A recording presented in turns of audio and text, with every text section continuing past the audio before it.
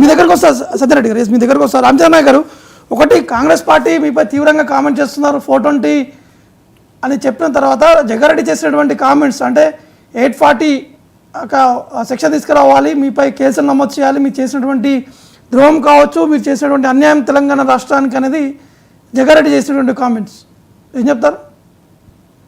జగ్గారెడ్డి గారు మొన్నటిదాకా శాసనసభలో ఉన్నారు. ఏ శాసనసభ్యుడైనా ప్రతిపక్షంలో ఉన్నప్పుడు ప్రజావాణి పిలిపించడంలో కానీ, ఆయన ఆట ఆడుకోవడంలో కానీ, అసెంబ్లీలో ఆయన ప్రతిపక్షంలో ఉంటేనే ఎక్కువ సమయం దొరుకుతుంది కాబట్టి ఆట ఆడుకుంటాడు. దాన్ని మనం స్వాగతిద్దాం.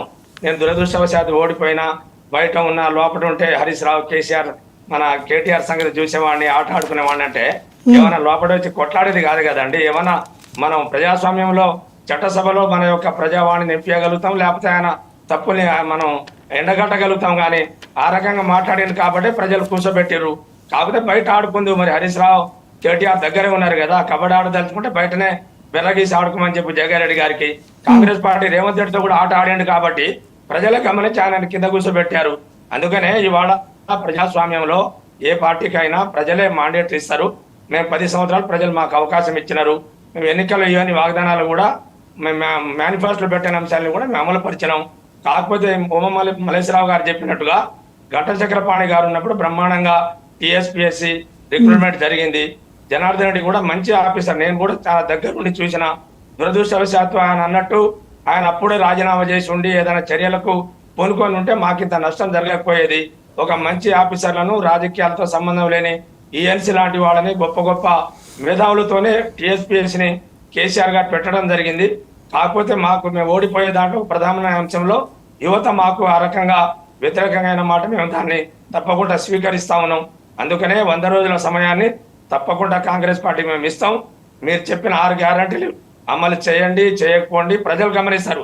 రాజకీయ పార్టీగా మేము విమర్శించినా లేకపోతే మిమ్మల్ని గుర్తు చేసినా మా బాధ్యత వరకే తప్ప, సోదరిమణి చెప్పింది, నేను రైతునే, ఇప్పటివరకు 1/2 ఎకరానికి మించి 1 రూపాయి పడలేదమ్మా సంజయ్ రెడ్డి గారు.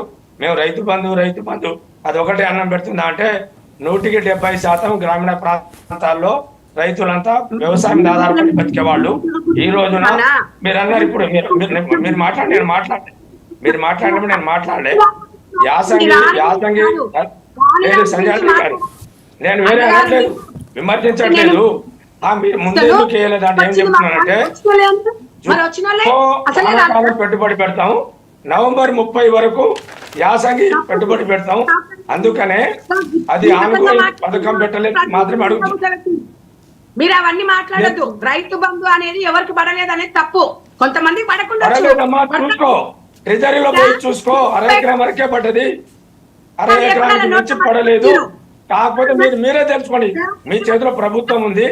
వ్యవసాయ శాఖ ద్వారా 65 లక్షల మంది రైతుల ఖాతాలో ఎకరానికి మించి పడ్డదా చూడు.